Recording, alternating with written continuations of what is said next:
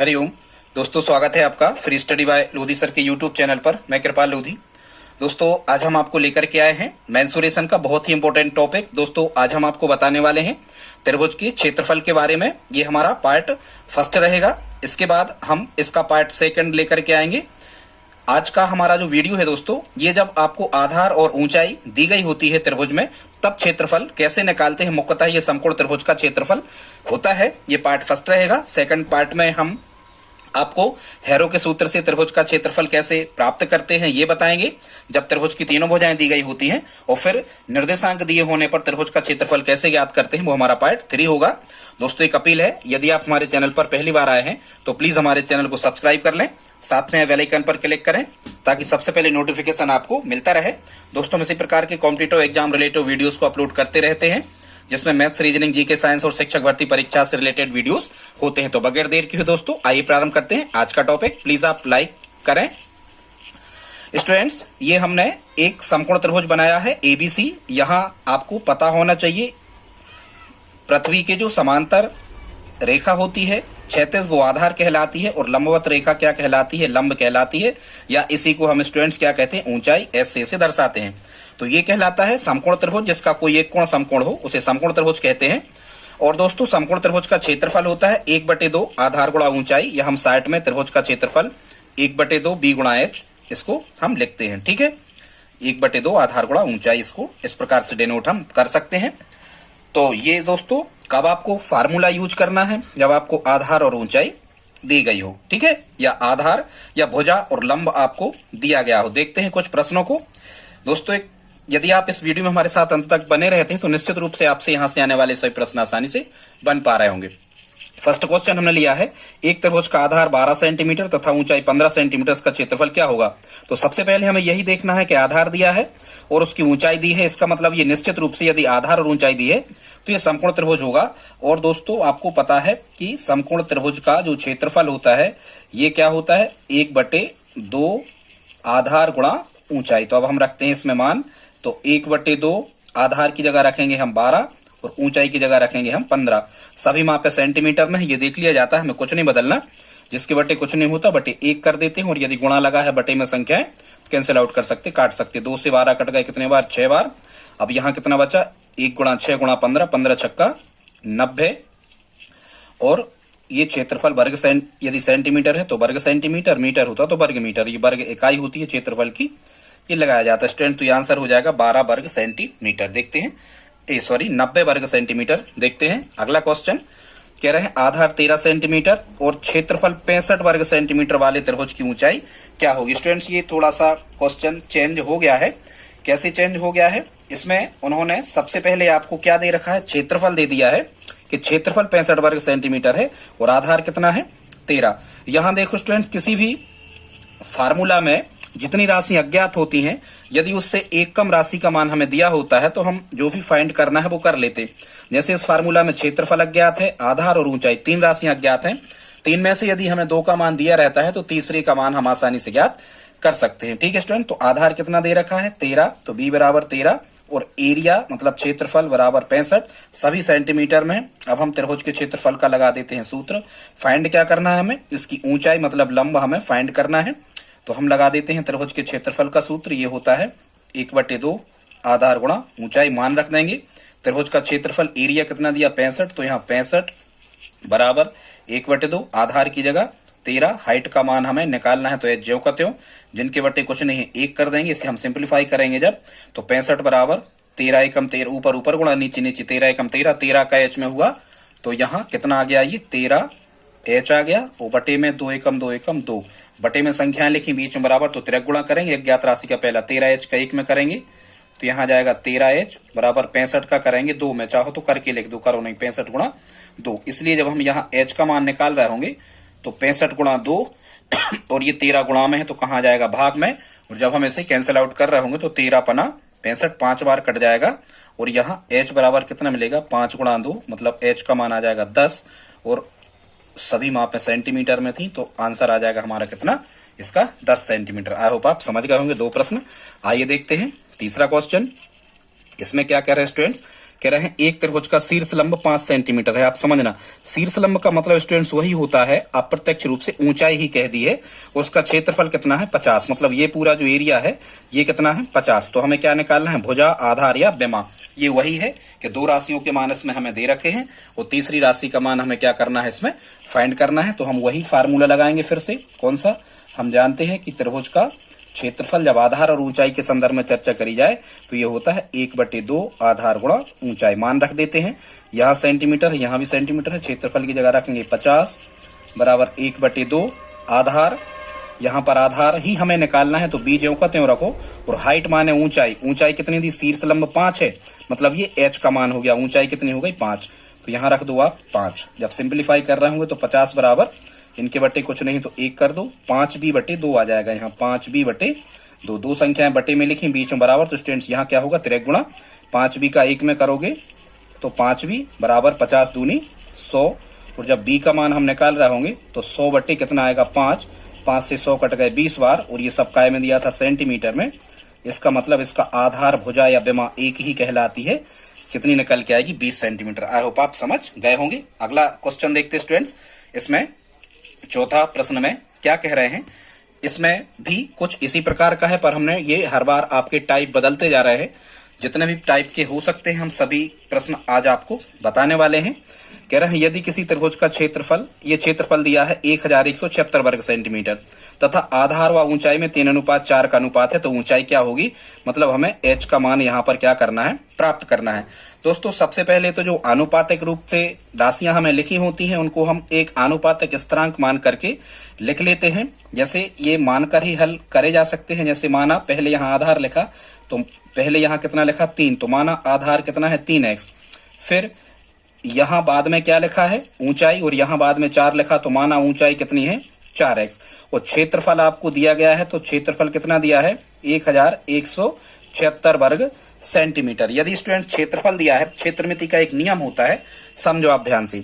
यदि जो कुछ दिया होता है यदि उसका फार्मूला होता है तो हम उसी का फार्मूला लगा करके जो भी मान है वो हम निकाल सकते हैं। तो हम लगाएंगे यहाँ त्रिभुज के क्षेत्रफल का सूत्र।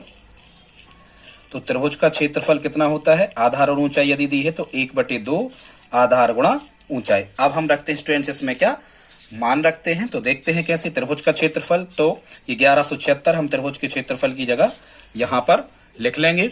वो बराबर 1/2 आधार कितना दिया था 3x, तो यहाँ पर 3x गुणा ऊंचाई कितनी दी थी, तो ऊंचाई है 4x, तो यहाँ पर 4x आ जाएंगे। ठीक है, इनके बटे कुछ नहीं तो 1 कर दो। यदि गुणा लगा है तो 2 से ये 4 हम काट देते हैं, 2 बार कैंसिल आउट हो गए। यहाँ बचा 1176 बराबर 1 का कोई मतलब नहीं, 2 कट गए थे। 3x का जब यहाँ 2x में गुणा होगा तो 3 दूनी 6, और x का x में गुणा होगा तो x स्क्वायर। यहाँ से दोस्तों हम पहले x स्क्वायर का मान निकालेंगे तो 6 ये गुणा में है तो 1176 बटे 6 कहाँ आ जाएंगे, नीचे आ जाएंगे। अब आपको क्या करना है, पहले 6 से ये 1176 काटना है। भाग करके देखते हैं रफ में, 1176 में भाग लगाना है कितने से, हमें 6 से। तो 6 एकम 6 बचे कितने 5 उतारे आए 7, 6 नाम 54 कितने बचे 3 उतारे आए 6, 6 6 36 कितने बार गया 196 बार। तो x स्क्वायर बराबर कितना मिला हमें 196। जब हम यहाँ से वर्ग हटाते स्टूडेंट्स तो ये नियम है, यहाँ से वर्ग हटाते हैं अज्ञात राशि से तो सामने यहाँ क्या लग जाता है, वर्गमूल का सिंबल यहाँ पर लग जाता है। अब हमें ये पता होना चाहिए कि 196 का वर्गमूल कितना होता है 14, मतलब स्टूडेंट्स x का मान कितना निकल के आ गया 14 निकल के आया x का मान। अब हम क्या करते हैं कि जो हमने आनुपातिक स्थिरांक को माना था अब हम ये मान वहां पर वापस लौट आते हैं। कैसे लौट आते हैं हम देखते हैं। x का मान 14 निकला। अब देखो हमने आधार कितना माना था, तो यहाँ स्टूडेंट्स आधार माना था हमने 3x, मतलब 3 गुणा 14, तो 14 3 42 उस सेंटीमीटर में थी तो 42 सेंटीमीटर ये आधार निकल आया। लेकिन हमें ऊंचाई फाइंड करना था, आधार का कहते तो भी इतना करते। स्टूडेंट्स ये ज्यादा कुछ बड़े प्रश्न नहीं होते हैं, हम समझा रहे हैं इसलिए आपको यहाँ पर टाइम लग रहा है, बाकी ये इतने कठिन होते नहीं है। अब आधार निकल आया, यदि हमें ऊंचाई फाइंड करना है स्टूडेंट तो ऊंचाई हमने यहाँ पर कितनी मानी थी, ऊंचाई थी यहाँ पर 4x, मतलब 4 यहाँ गुणा है बीच में, 4x माने 4 गुणा कितना 14, 14 चौको 56, ये 56 सेंटीमीटर इसकी क्या निकल के आ रही होगी, ऊंचाई निकल के आ रही होगी। स्टूडेंट्स आई होप आप समझ गए होंगे, ज्यादा कुछ कठिन ये क्वेश्चन है नहीं। दोस्तों यदि यहाँ तक वीडियो देखा है तो प्लीज लाइक करें। बस 2 प्रश्न और हमने इसमें लिए हैं। आप अभी वीडियो को स्किप ना करें, पूरा देखें। सभी टाइप के क्वेश्चन हम यहाँ लेकर के आए हैं। देखते हैं पांचवा क्वेश्चन। 4 हो गए दोस्तों, यहां तक वीडियो देखा है तो प्लीज लाइक करें। कह रहे हैं एक समकोण त्रिभुजाकार खेत, ठीक है, समकोण त्रिभुजाकार खेत हो, बगीचा हो, कुछ भी, इससे कोई फर्क नहीं पड़ता। हमें ये कर लेना है जज कि ये समकोण त्रिभुजी है।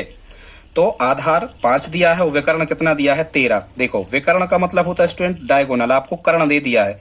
क्या दे दिया है यहाँ पर? आपको कर्ण दे दिया है। तो हम चाहें तो इसका एक डायग्राम हम ड्रा कर सकते हैं स्टूडेंट्स। जब आप इसका डायग्राम ड्रा कर रहे होंगे तो कर्ण कितना दे दिया है? 13 दे दिया है, ठीक। और आधार कितना दे दिया है? 5 दे दिया है। लेकिन समकोण त्रिभुज का जो क्षेत्रफल होता है ये ऊंचाई पर डिपेंड करता है और ऊंचाई हमेशा लंब के बराबर होती है।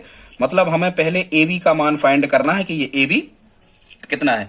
दोस्तों समकोण त्रिभुज में यदि 2 भुजाएं दी होती हैं और तीसरी भुजा का मान निकालना होता है तो हम पाइथागोरस प्रमेय का यूज करते हैं। तो पहले हम इसका लंब निकालेंगे, जब हमें ऊंचाई निकल आएगी फिर हम क्षेत्रफल निकालेंगे। और फिर यहाँ कह रहे हैं कि 100 रुपए प्रति वर्ग मीटर की दर से इसमें लगी फसल को काटने का खर्चा है।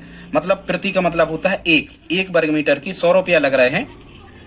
यदि 1 वर्ग मीटर के स्टूडेंट 100 रुपया लग रहे हैं तो जितना भी क्षेत्रफल होगा उसका हम 100 में गुणा करके और राशि ज्ञात कर सकते हैं कि पूरा खर्चा क्या होगा। वही निकालना है कि इसमें फसल काटने का खर्चा 100 रुपए प्रति वर्ग मीटर की दर से क्या बनेगा। तो पहले हम इसके क्षेत्रफल निकालने का प्रयास करते हैं। और क्षेत्रफल कब निकलेगा स्टूडेंट?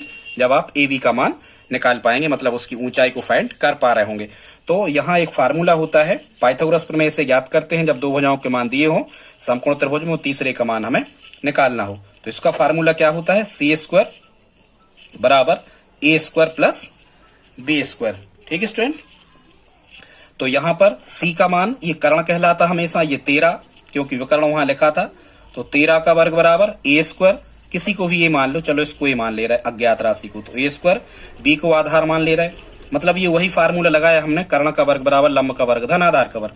13 13 में 169 होता है, बराबर A² धन 25, 169, 25 इस तरफ आए ऋण के हो गए, बराबर A², 169 में से 25 घटे 144 बराबर A²। तो A बराबर √ओवर 144 और 144 का वर्गमूल होता है 12। मतलब भुजा कितनी निकल आई स्टूडेंट? भुजा निकल आई 12। अब भुजा निकल आई 12 मतलब A का मान कितना आ गया? A का मान आ गया स्टूडेंट्स कितना? 12। अब हमें ये ऊंचाई मिल गई। अब हम लगाएंगे त्रिभुज के क्षेत्रफल का सूत्र। तो त्रिभुज का क्षेत्रफल कितना होता है? 1/2 आधार गुणा ऊंचाई, ठीक है। तो 1/2 आधार पहले से दिया था 5 और ऊंचाई कितनी निकाली हमने? 12, ठीक है। इनके बटे कुछ नहीं तो 1 कर लो, 2 से ये 12 कट गए कितने बार? 6 बार। तो 5 छक्का कितना आ गया? क्षेत्रफल आ गया 30 वर्ग मीटर, ठीक है स्टूडेंट्स। 30 वर्ग मीटर जगह पे हमें काम करना है। अब कह रहे हैं कि 1 वर्ग मीटर का जो खर्चा है वो कितना है? 100 रुपया। 1 का दिया है, ज्यादा का निकालना तो गुणा करते। 1 वर्ग मीटर जगह पे काम करवाने के लिए हमें 100 रुपया लग रहा है। तो 30 वर्ग मीटर जगह पे काम करवाने के लिए 30 गुणा 100 जब हम गुणा कर रहे होंगे तो 3000 रुपया यहाँ हमारा क्या रहा होगा? आंसर आ रहा होगा कि टोटल खर्चा हमें कितने का लग जाएगा स्टूडेंट? 3000 रुपए का खर्चा टोटल हमें लग जाएगा। आई होप आप समझ गए होंगे दोस्तों। प्लीज आप लाइक करें, दोस्तों के साथ शेयर भी आप इसे कर सकते हैं यदि हमारी हेल्प करना चाहते हैं तो। लास्ट क्वेश्चन आज का देखते स्टूडेंट, प्रश्न नंबर 6वां। एक समकोण त्रिभुज का क्षेत्रफल कितना है? 30 है। यदि समकोण बनाने वाली एक भुजा 10 है तो दूसरी भुजा क्या है स्टूडेंट्स?